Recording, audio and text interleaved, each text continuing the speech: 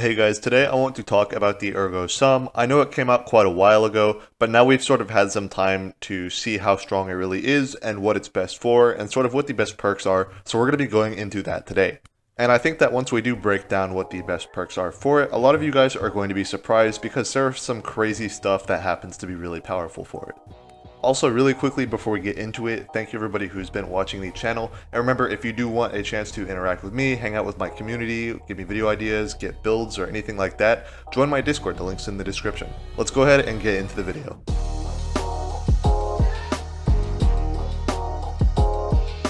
So really quickly before we do get into the perks, I want to explain how the Ergo Sum even works.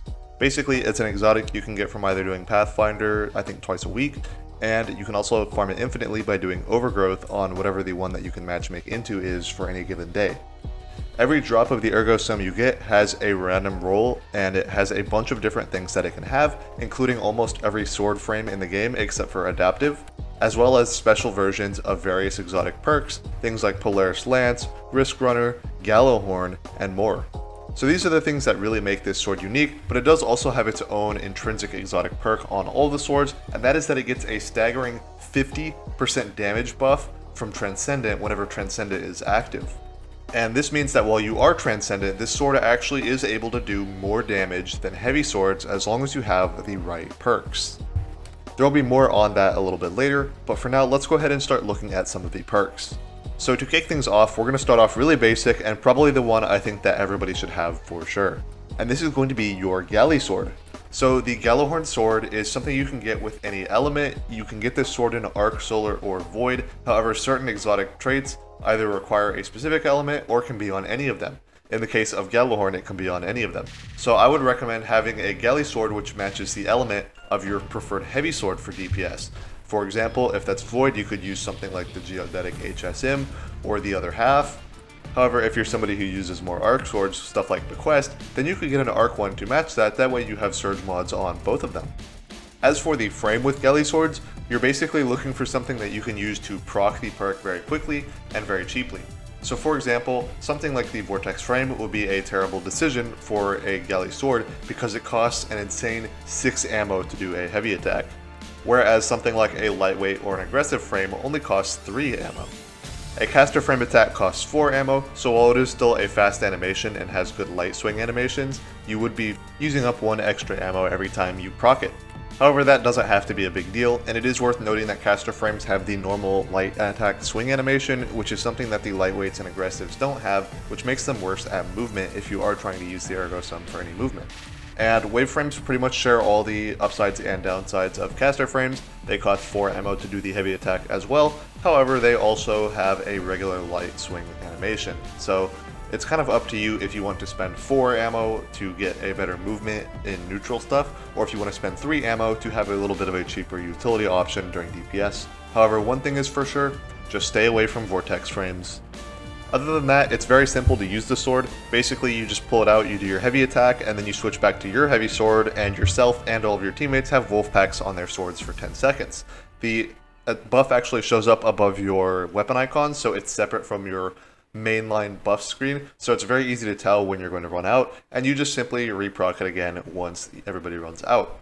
This is something that should be on every team that's using swords for DPS, because there's literally no downside to using it since it doesn't even take up a heavy slot. Moving on to the next one, we have probably one of the most unique DPS options in the entire game. And I genuinely can't believe I'm saying this, but the caster frame with the Polaris exotic effect. It has what may be an unintended capability in that the caster frame is counting towards multiple hits on the perfect 5th. If you didn't know, the Polaris perk is basically whenever you get 5 hits with the weapon, on the sword it's just hits, you get 5 hits with the sword on an enemy, it will trigger an ignition, and the ignition does very nice damage. So pretty much you can just do the heavy and then 2 lights combo with lucent blades like you normally would, and it does very nice damage. And if you are Transcendent, it actually is the highest damaging sword in the entire game. It comes out just barely above the Enhanced Surrounded Bequest, and to double fact check myself, I even asked Aegis himself, and he said yes, the Ergo Sum is the highest DPS sword in the game while you're Transcendent. And if you guys don't know who Aegis is, he is pretty much John DPS testing. He is the absolute GOAT when it comes to that. He basically does extremely objective testing under fair circumstances for the majority of relevant weapons in the game, and he then centralizes them into a spreadsheet that is free for everybody to use. And that is the main reason you don't see me do a lot of damage testing on my own channel, is because for one, he's sort of set a standard that is very hard to compete with, and also because there's not really much of a reason to if I can just cite that source, which I know is going to be accurate. It's also worth noting that most of the ways that people do damage testing are typically not very effective. They're doing things like looking at the wipe screen after doing DPS to some boss like the Ogre boss, and most importantly, they're not keeping track of the exact amount of time that they're spending doing the damage that they're doing. And I'm not trying to call anybody out by saying that. There is still a purpose to this more casual testing, but I'm just simply trying to give some understanding to why I don't do a whole lot of damage testing on my channel, but I do make my claims with actual research behind them.